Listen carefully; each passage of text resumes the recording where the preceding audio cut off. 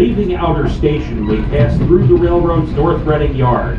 A great deal of freight is gathered here and assembled into trains to serve customers as far north as Hazleton, Scranton, and even Tunkhannock.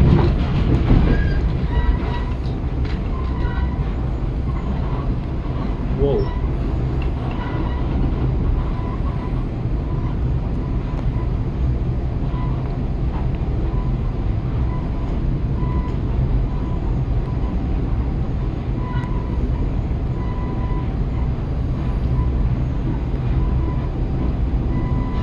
We also pass over Pennsylvania Route 61, the first of 4 encounters we will have with the busy highway.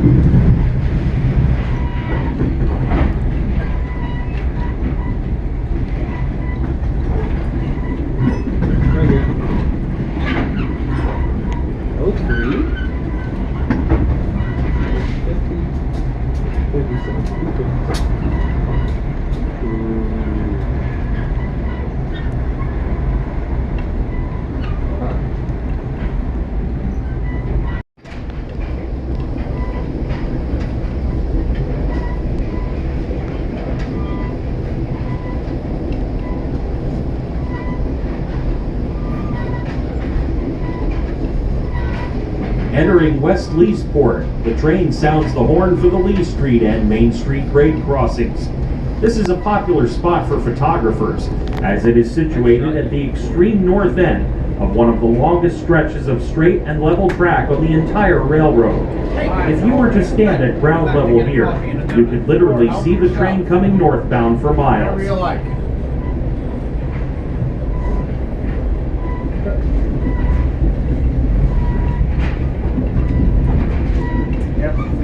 Coffee, let me know. I'll run more down to Gerhardt.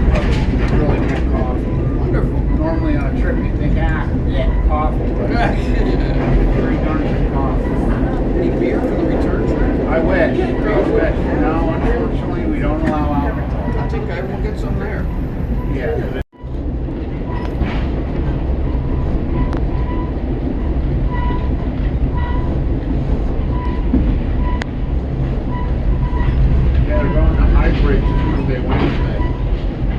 Jeff, would you or maybe one of you young fellas mind taking a picture of us?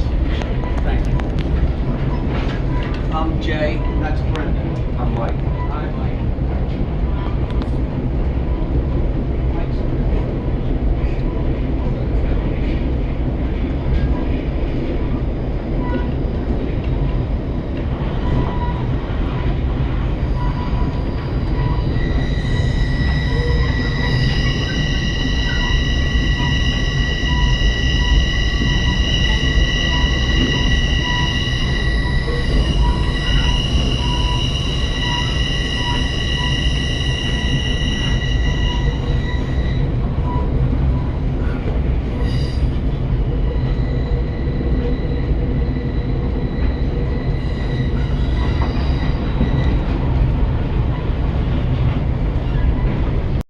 But not in the aisles nor on the seats. A car attendant or the conductor will be along shortly to punch and collect your tickets, so please have them ready. We remind everyone on board to retain your ticket stubs, as you will be required to present them to your car attendant prior to boarding the return trip at Jim Thorpe this afternoon. There are three other passenger trains operating in Jim Thorpe today. and we certainly want to ensure that everyone is on the right train at the right time. You will have the chance to ride one of those other trains, but we will talk about that later in the trip.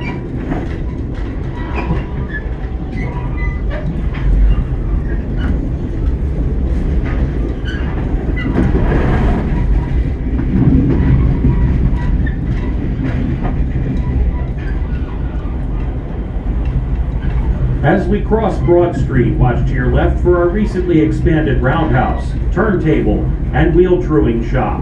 The turntable is actually from the Monongahela Railroad in South Brownsville, Pennsylvania, and fit nicely into the old Reading Company pit, which was unearthed in 1998. On our right now is the Little Schuylkill River. We will cross over the Little Schuylkill numerous times along our route.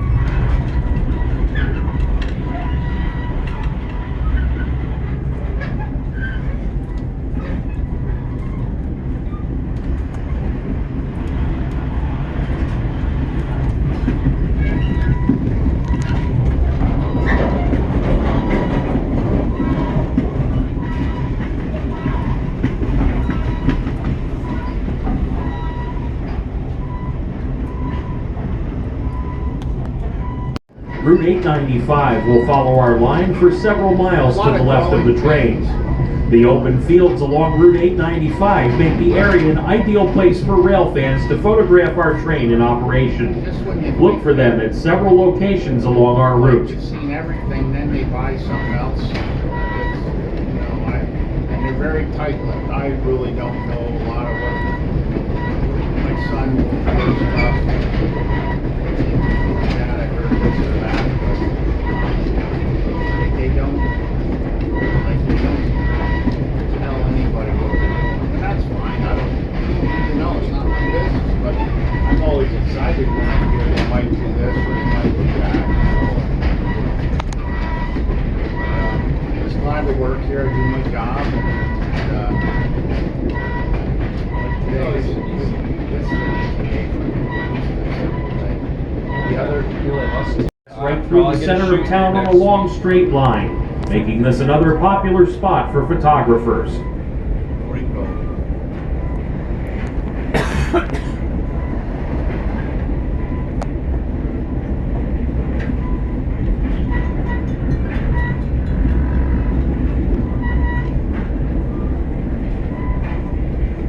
That's the fire company up there. There's the fire company. Yeah. The ambulance building, that's the ambulance. Oh, it looks like they're cleaning up the ambulance building. The firehouse is real friendly. Oh, the Ringo. Yeah, whenever they see us, they know something's coming. So let's get two coming. They have a breakfast on there. A couple of Sundays coming up soon. If you ever work here, well, I want to work in the steam shop myself. Maybe you can, but I said you're going to have to. You have to be very, very close to Andy to work in the steam shop. My kid works there once in a while. Carter gets in there.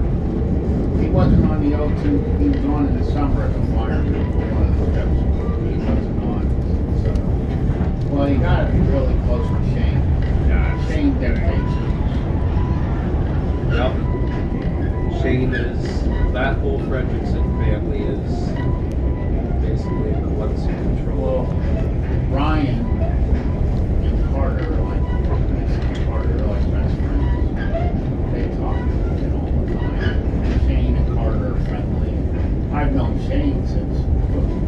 I talked with Shane before. I saw him up that, I don't know if you went to the after. The folks were about to pass through a sweeping S-curve at a location called Atlas. Those of you seated on the left side of the coaches should be able to see the locomotives negotiating the curve. And a few moments later, those of you on the right will see the same. This location is named for the former Atlas gunpowder plant, a dynamite works which produced explosives used in this region's prevalent mining industry. The site is now home to Copperhead Chemical Company. Copperhead manufactures pharmaceutical-grade nitroglycerin used in heart medications, as well as explosives used in propellants, fuel additives, and defense munitions applications.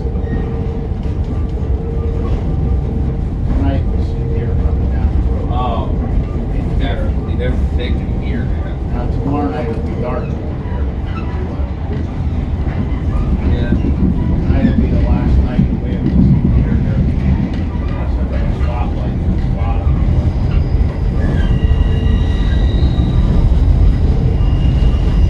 We're always around these buildings here.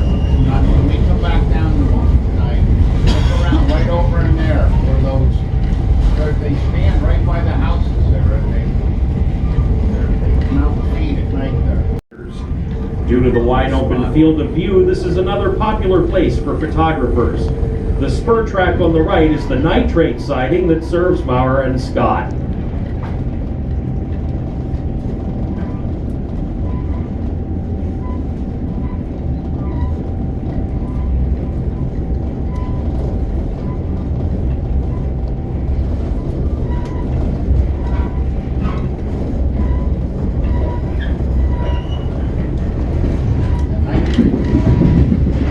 I like this spot a lot. Yeah, Zaner. Beautiful shot.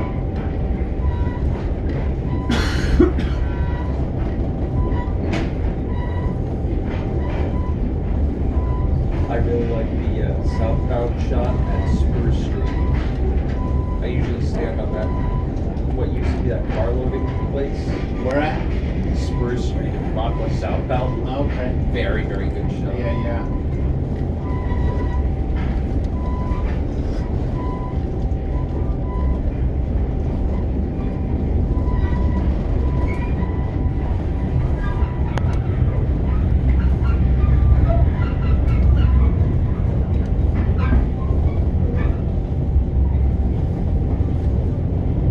At South Tamaqua, we pass through the coal piles at the Premium Fine Coal Company, a classic anthracite region setting.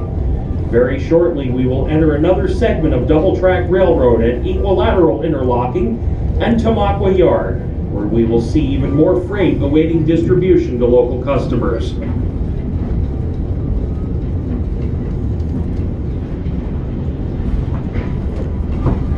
If somebody asked me last year, or last week, is the coal mine shut down there?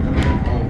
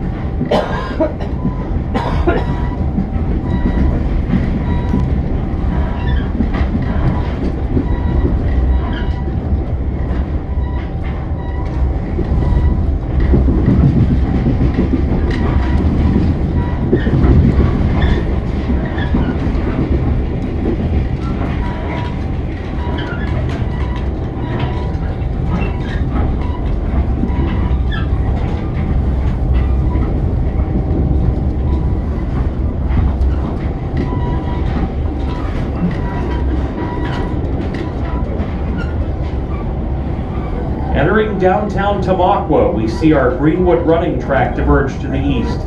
Watch to your left for the old QA telegraph office of the Reading Company, which dates back to the 1880s. The odd shape of the building is due to its location inside a Y track that once existed here to connect Tamaqua and Pottsville.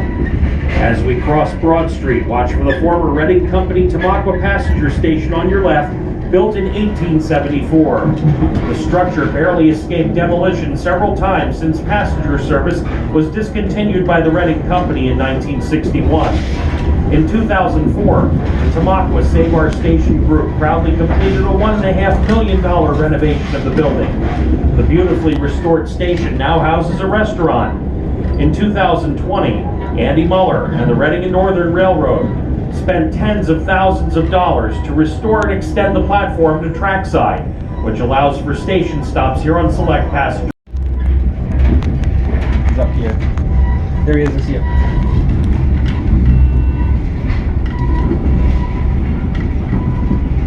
see him. He's right there. Look. Look. Oh, he saw us. You see it? Yep.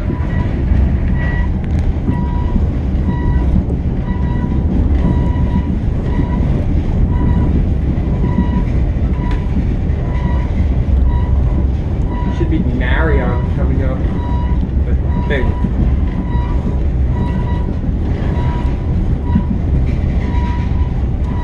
Yep, this is Marion. Recognize this shot.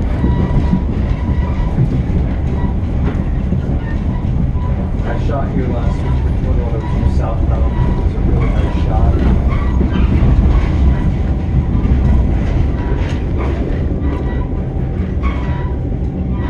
The first incarnation of the bridge was completed in 1870 when this line was first built. It was made entirely of wooden timbers. The threat of fire caused by the hot coals and sparks from steam locomotives was a constant problem. To safeguard against this, 2 watchmen were employed to inspect the bridge following the passage of every train. They lived nearby in company-owned homes and worked 12-hour shifts. In the event of a fire, wooden barrels filled with water along with buckets were placed on either side of the bridge approximately every 100 feet. It should be noted that in those early days there were no side railings on the bridge. However, the wooden structure was built in such a way that any piece of timber could be removed and repaired without having to stop train traffic from crossing the bridge.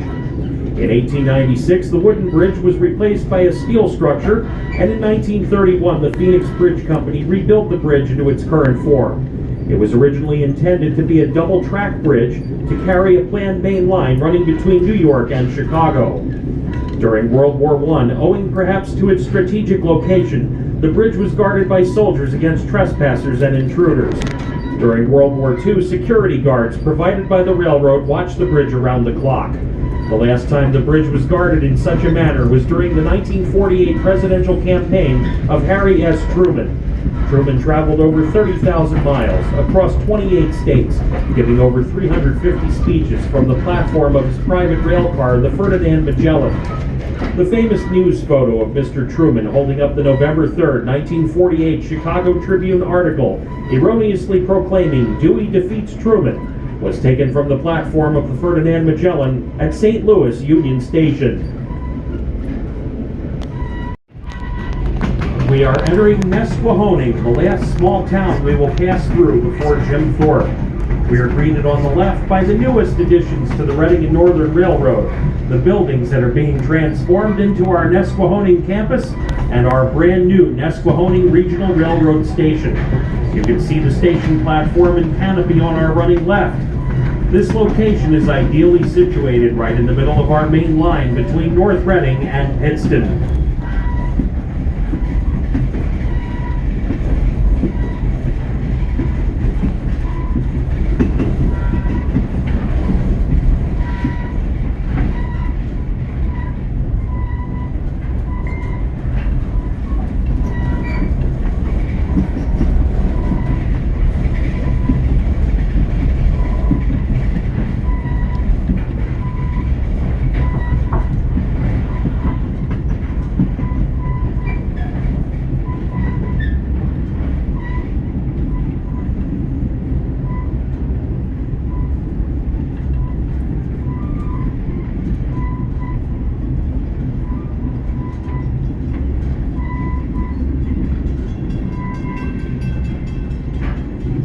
Nesquehoning itself was founded in 1830 by the Lehigh Coal and Navigation Company to provide housing for the employees mining anthracite in the nearby Room Run mine. The tracks pass directly through this residential neighborhood.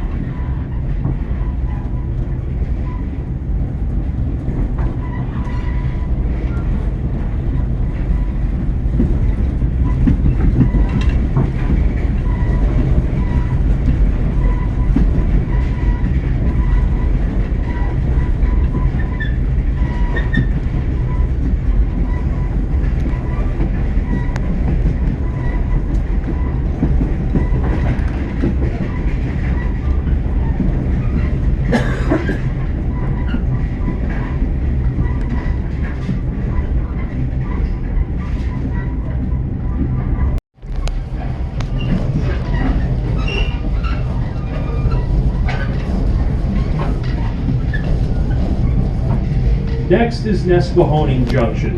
This, along with Jim Thorpe Junction and River Junction just north of here, form a Y that allows trains to be completely turned around. Think of this as you would a three-point turnaround in a car.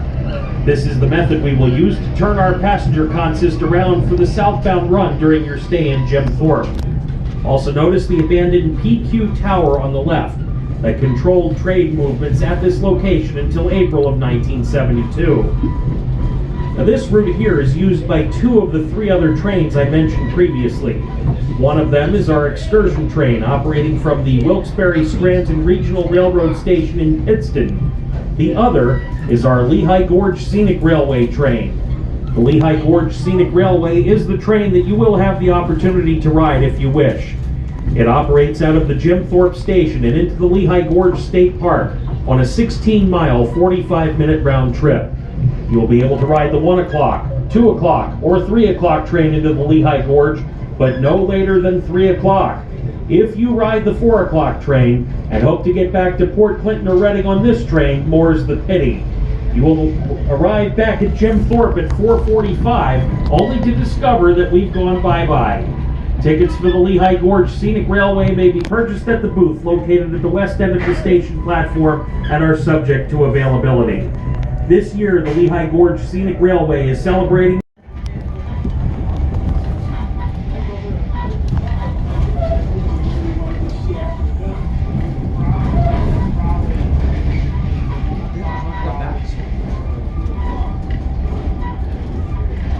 As we continue through the yard, we'll pass under Pennsylvania Route 903. Jim Thorpe's Memorial is located on Route 903 at the end of town.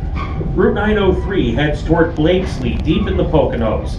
Jim Thorpe is on the southwestern tip of the Pocono region, which includes Carbon, Monroe, Pike, and Wayne counties. Millions of people visit the Poconos each year to participate in outdoor activities, stay at one of the dozens of resorts, or take sightseeing trips.